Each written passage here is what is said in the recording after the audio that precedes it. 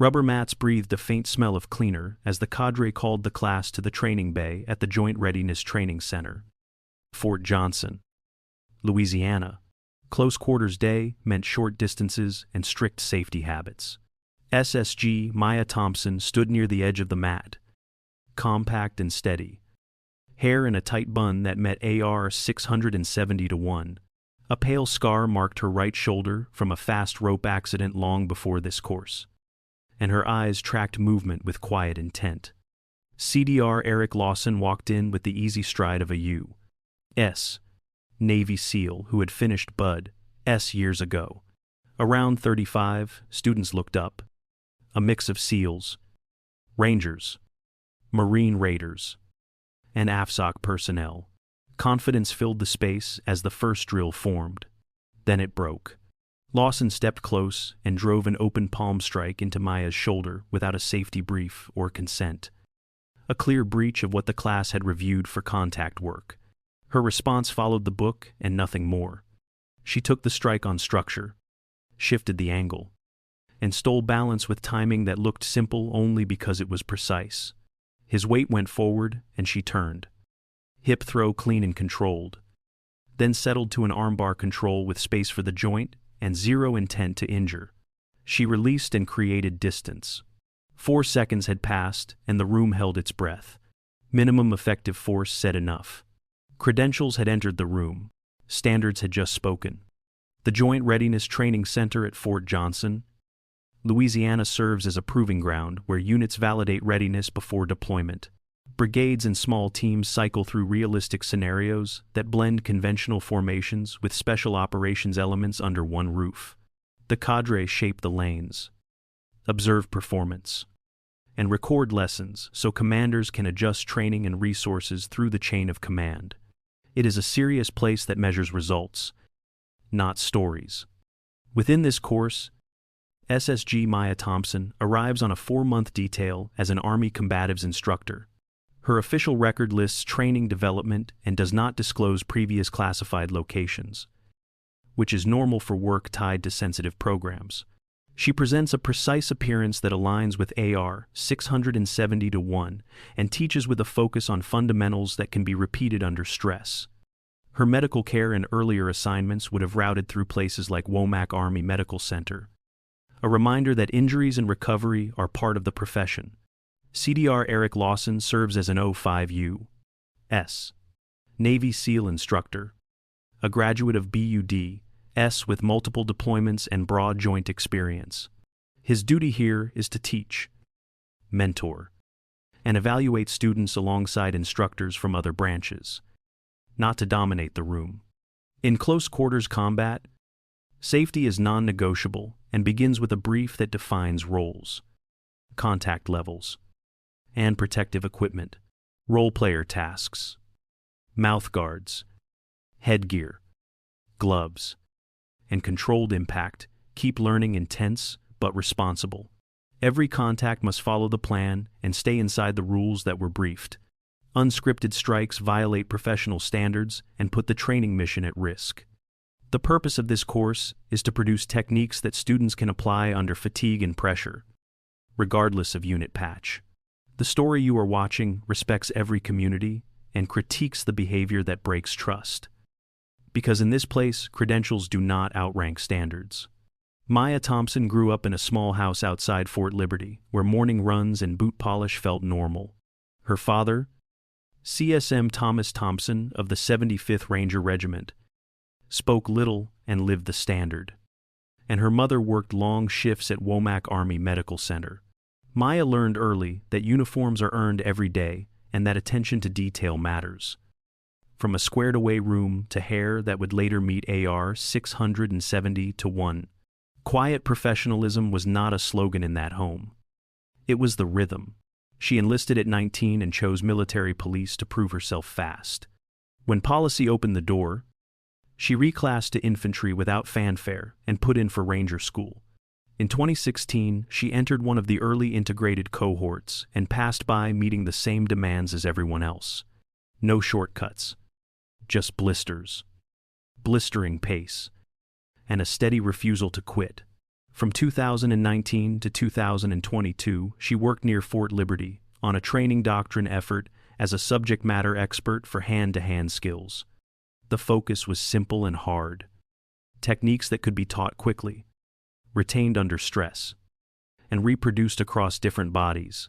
Her days were a mix of testing, notation, and coaching cadre who would scale those lessons to units across the force. It was unglamorous work that paid off when students made it work under pressure. The scar on her right shoulder came from a fast rope accident.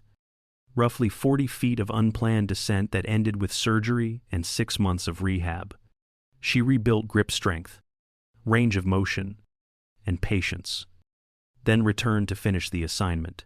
Her father's lessons sat at the center of that climb back. Minimum effective force. Respect the chain of command. Let results talk. Those ideas shape how she teaches and how she moves when seconds and judgment matter. CDR Eric Lawson carried 16 years in naval special warfare and the weight of an 05 who had finished BUDS and done hard tours in Iraq and Afghanistan. He had spent the last 3 years on joint instructor duty. Respected on paper, yet restless in practice. The rhythm of deployment had faded, and the classroom clock moved slower for him. Small signs of a plateau showed in how often he led with biography before he led with teaching. The tension sharpened when he watched an Army NCO hold a room that included SEALs, Rangers, Marine Raiders, and AVSOC students. SSG Maya Thompson spoke sparingly, and students leaned in anyway. That picture did not fit the story Lawson told himself about who should command attention. The gap between expectation and reality became a quiet irritant that he tried to manage instead of name. Around hallways and after training blocks, he started to see doubts in ways that stayed below a formal complaint. He hinted that combatives had been watered down after integration, or that instructor selection sometimes chased diversity over merit. None of it rose to overt harassment. Yet it tilted the minds of a few students and made them second-guess what they had just executed well on the mat. He also misread Maya's restraint, mistaking deliberate control for a lack of backbone. This is how credentials can drift above standards inside a training environment. An instructor begins to lean on past tabs and badges rather than present results. And the class starts to focus on status over safety and repeatability. The chain of command expects the opposite. Quiet professionalism that keeps lessons measurable and safe. The story here challenges behavior that undercuts that expectation while respecting the SEAL community and every branch that shares the mat. Week 12 opened in the training bay at the Joint Readiness Training Center on a steady morning rhythm. The class gathered for close quarters combat with the usual safety brief, defined role-player tasks, and full PPE, so contact levels were clear before anyone touched the mat. The plan was defense against a larger, aggressive opponent with coaching points. The cadre had aligned the night before. It changed when CDR Eric Lawson stepped in and fired an open palm strike without a brief. A breach in front of about 35 joint students. SSG Maya Thompson answered by procedure instead of pride. She absorbed on structure, shifted her lead foot to change the angle, and stole balance with clean timing that looked simple because it was exact. Lawson pitched forward, and she rolled into a controlled hip throw, settled to an armbar control with space for the joint, then released and created distance. 4 seconds. No injury. And the mat stayed quiet. Her calm drew on lessons learned long before Fort Johnson. Minimum effective force means violence is a tool that demands precision, not a banner to wave in a classroom. Realistic training does not cancel discipline. It depends on it. And every contact has to honor the brief that keeps learning hard and safe. The class felt the line between real pressure and reckless impact. And they felt who respected that line. Silence spread in the bay as helmets and mouth guards creaked in still hands. Credentials had walked in first and tried to set the tone. Standards answered through 4 measured seconds and reset the room. Maya stood steady and refocused on instruction, because the work was not to win a moment but to teach what survives pressure. Morning light cut through the training bay at Fort Johnson as the cadre formed a small semicircle. At 7 o'clock a.m., the course director, COL Robert Whitaker called the instructor meeting to order and set the tone with calm authority. He restated safety protocols and the purpose of close quarters training. He noted the contact that happened without a brief and the need to protect students and the mission. Decisions followed the chain of command and went on paper. A counseling memo for CDR, Eric Lawson, would enter the record. His field role would be limited while he shifted to classroom instruction and lesson preparation. After action, notes from observers would be attached to ensure context, and corrective steps were clear. Whitaker then announced Instructor Validation Week, so evaluation would be transparent and equal across uniforms. The lanes would grade teaching ability, technical proficiency, and performance under stress with the same standards for everyone. Each block would include safety checks, defined role-player tasks, and measurable outcomes. Results would be compiled and forwarded to parent commands for each service. He made the purpose plain without drama. Validation protects students, keeps instruction credible, and reinforces that repeatable skills matter more than biography. The process is not aimed at a person, but at the craft of teaching in a joint environment. Standards are the language this place speaks, and credentials are only useful when they support those standards. The room settled as schedules were posted and instructors moved to prepare, reminded that fairness is built from procedure, not volume. Instructor Validation Week opened inside the JRTC training bay with mats taped, cones set, and the cadre ready to score. The brief covered contact levels, role-player tasks, and the PPE check that included headgear, mouth guards, gloves, and joint protection. Students were told they would learn a technique from scratch, then prove it under full resistance before the session ended. The aim was simple to say and difficult to do.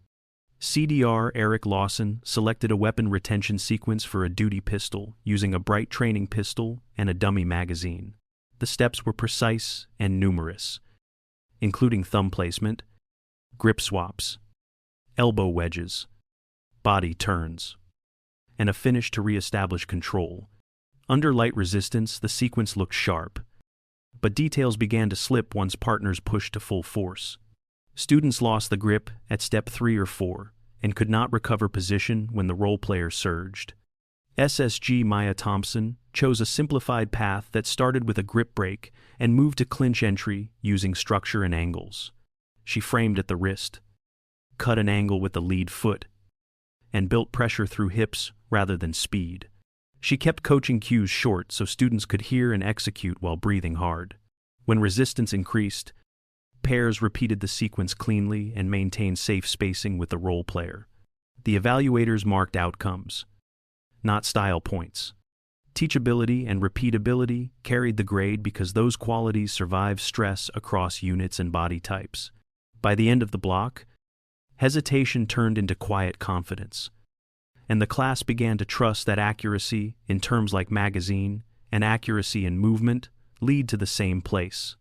Instructor validation moved to the trails with an 8-mile ruck at 35 pounds dry. The start time was 5:30 a.m. and the air felt cool and thick with pine. Packs thumped in rhythm and breathing set the cadence. The point was not speed alone, but how well instructors managed themselves for what came next. Immediately after the finish, each instructor stepped to the mat and demonstrated a core technique while fatigued. Safety check, PPE, and contact limits were confirmed before any movement. Evaluators watched how breath control shaped explanation and how economy of motion kept technique clean when legs were heavy. Clear words and clean angles mattered more than flair. The scenario shifted to a limited information hostage problem. CDR Eric Lawson argued for immediate breach in a hasty assault, aiming to stop an execution risk at the door and accepting higher friendly risk. SSG Maya Thompson outlined containment first, holding movement and noise discipline to collect intelligence. Establish positive identification and deconfliction. Then apply a precision entry to reduce loss of life. Both paths were realistic under different conditions. Yet the second assumed the intel picture was still too thin. The panel weighed risk versus gain with rules of engagement in mind and prioritized preservation of life. They emphasized how containment often raises success odds when initial details are weak and when time allows for a clearer read. Students felt the contrast between performing a technique after stress and choosing a tactic under uncertainty. They left the lane understanding that validation measures teachability, repeatability, and judgment when pressure and fog are both present. The fourth evaluation at JRTC Fort Johnson opened with a full-contact technical demonstration under tight controls. The safety brief set contact limits and the PPE check confirmed headgear, mouthguards, gloves, and joint protection. Role-player duties were assigned and supervisors marked the edges of the mat so everyone knew the lane. The tone was about pressure with responsibility, not show. CDR Eric Lawson faced a Marine Staff Sergeant who wore full protection and brought honest resistance. The exchange ran close to 2 minutes with hard grips, collar ties, and level changes. Lawson stayed safe and within the brief, but leaned on size and strength to grind positions more than on clean mechanics. The evaluators noted control, yet they also noted how fatigue nudged technique toward force. SSG Maya Thompson stepped in against an Army Sergeant First Class who was taller and heavier. She met forward pressure with a small angle change that stole balance, then hit a hip throw that landed clean and kept space for the shoulder. She flowed to an arm lock, managed the lever gently, and the opponent tapped in about 30 seconds. She eased off and checked spacing, a quiet reminder that safety protocols are part of the win. The fifth evaluation measured teaching under friction with a hostile student. Lawson struggled to stay patient when challenged and drifted into self-demonstration instead of coaching step by step.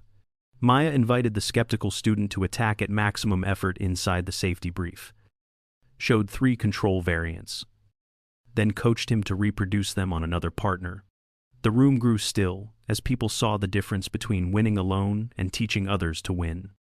And the scoring favored pedagogy, transfer under pressure, and the simple discipline of structure, angles, and economy of motion. The training bay at JRTC Fort Johnson gathered into formation as a 1-star from USASOC stepped onto the mat. She was introduced as BG Emily Carter, and the room settled into a quiet attention. Cadre and students faced forward while evaluators prepared notes for the record. BG Carter announced a controlled declassification of a training doctrine effort that ran from 2019 to 2022 near Fort Liberty. The aim was to standardize hand-to-hand techniques for Army SOF so they could be taught quickly and reproduced under stress. She explained that the program focused on efficiency, safety, and outcomes that translate across different units. She identified SSG Maya Thompson as one of 12 subject matter experts who tested and documented those methods. The right shoulder scar in her medical file traced to a fast rope training accident, followed by surgery and 6 months of rehab, then a return to complete the assignment. The validation now underway at JRTC served as a current measure of her proficiency and teaching effect. Students shifted from surprise to respect as they connected their current drills to the framework Maya had helped shape. Instructors noted how the week's validation events aligned with the doctrine goals, especially teachability and repeatability under pressure. The room understood that the standard was not new. It was being made visible. BG Carter closed with a clear message about credentials and standards. Badges and histories matter, but they cannot replace professional behavior or safety in training. The purpose of the disclosure was transparency that strengthens trust in joint processes, so that every lesson sits on verified ground and every rank speaks through results. The instructor validation at JRTC Fort Johnson closed with the cadre in formation and evaluators ready to brief outcomes. Results were delivered through the chain of command so the process stayed clean and repeatable. Findings tied directly to lane performance, safety, compliance, and teaching effect under stress. The room felt steady rather than dramatic, which was the point. A formal counseling for CDR Eric Lawson entered the record with clear corrective actions. His participation in field evolutions was limited while he shifted to classroom blocks and lesson development. A request for reassignment was coordinated to the Naval Special Warfare Center Coronado as instructor staff. A role aligned with an 05 and the needs of the community. Observers appended after action notes so context, safety considerations, and follow-up training were documented. BG Emily Carter announced a recommendation to reassign SSG Maya Thompson to the U.S. Army John F. Kennedy Special Warfare Center and School at Fort Liberty as lead combatives instructor. The action included a recommendation for SFCE 7 in accordance with standards and timing, with future consideration for MSGE 8 once TIG and TIS requirements are met and performance continues to merit it. The packet would route through the SWCS Commanding General and the SWCS CSM as part of the staffing. The emphasis stayed on standards, documentation, and the ability to scale instruction across the force. Copies of the report were sent to parent commands for each service, so transparency matched the rigor of the week. The message was simple and firm. Credentials are respected, but standards govern behavior, safety, and teaching authority. The class received the decisions with quiet relief and a serious calm, understanding why procedures and protective measures sit above pride when lives and readiness are on the line. The last 2 weeks at JRTC Fort Johnson moved with a steady tempo as SSG Maya Thompson closed out the course. Every final event opened with a safety brief, PPE checks, and clear contact limits, then ended with after-action notes that tied mistakes to fixes. One by one, students passed their evaluations and packed lessons they could repeat under pressure. The satisfaction in the room felt quiet and earned. A few students who had doubted her asked to speak in the hallway or by the gear racks. They offered simple apologies, and Maya kept the focus on the craft, saying that doubt is normal and learning survival skills is what matters. She pointed them back to the basics they could control: breath, structure, and angles, and reminded them to honor the brief before chasing intensity.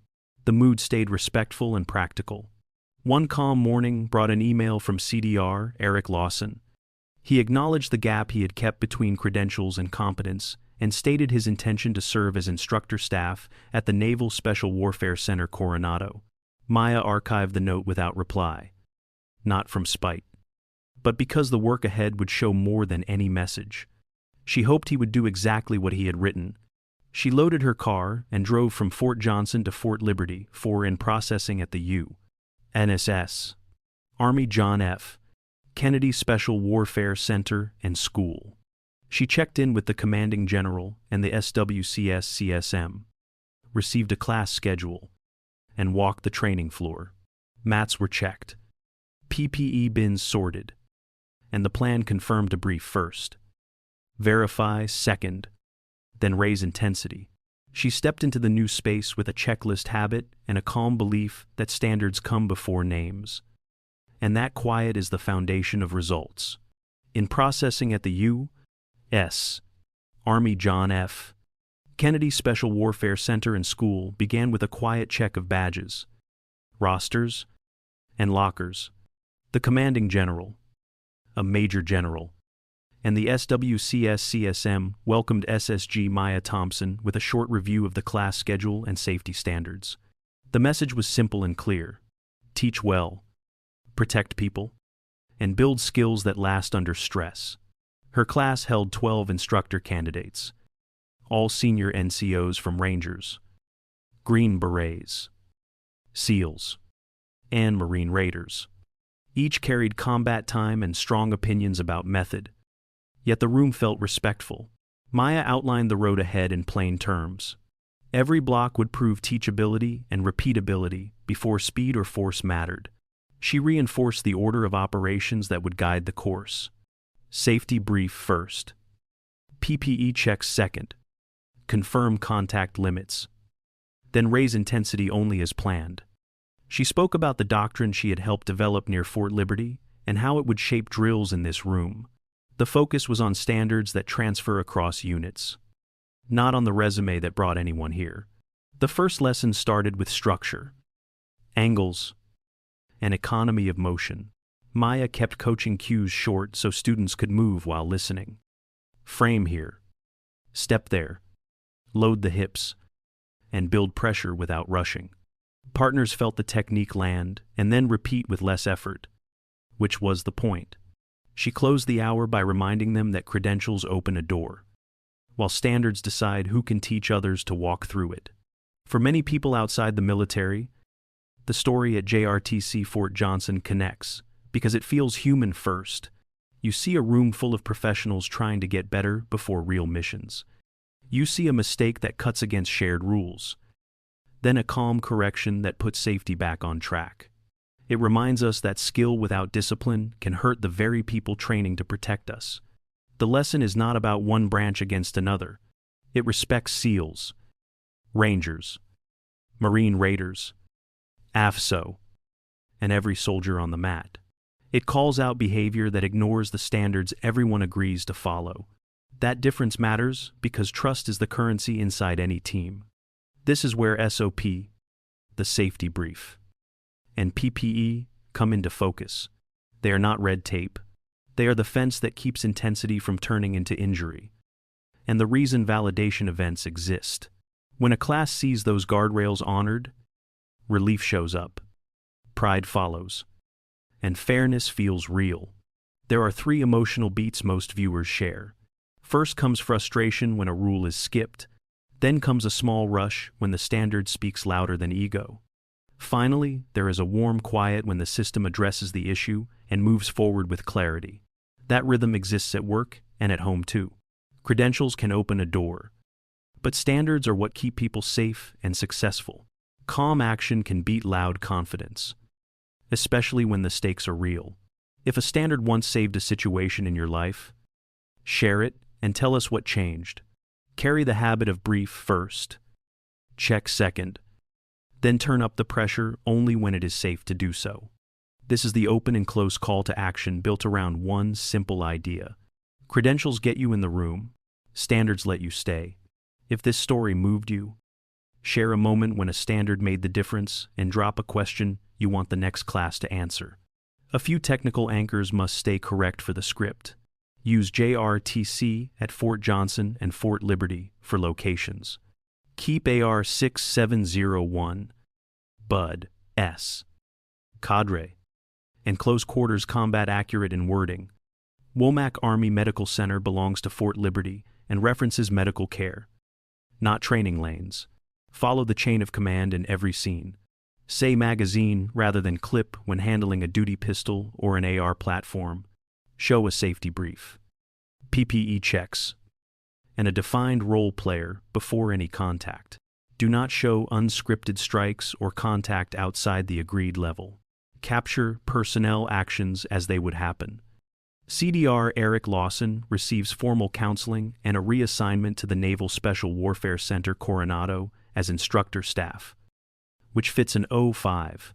SSG Maya Thompson receives orders to SWCS as lead combatives instructor, along with a recommendation to SFC E7 based on standards, TIG, and TIS. Keep the packet routing through the SWCS Commanding General and the SWCS CSM. Use a quick checklist for rank and time consistency. Ranks used in narration include CDR, SSG, COCL, BG, MG, and CSM. Keep dates, place names, and titles consistent from start to finish. We tell this story with respect for every branch. We critique actions that break safety and trust. And we welcome civil comments and a subscribe from anyone who believes standards are worth defending. Morning at SWCS in Fort Liberty starts with routine. SSG Maya Thompson steps onto the mat, checks PPE bins, and runs a hand across the surface. She confirms the safety brief with the cadre, then reviews contact limits before any partner drill. Intensity stays parked until checklist is complete. Her class learns a habit that scales beyond the room. Brief first, check second, then increase pressure inside agreed envelope, and release cleanly.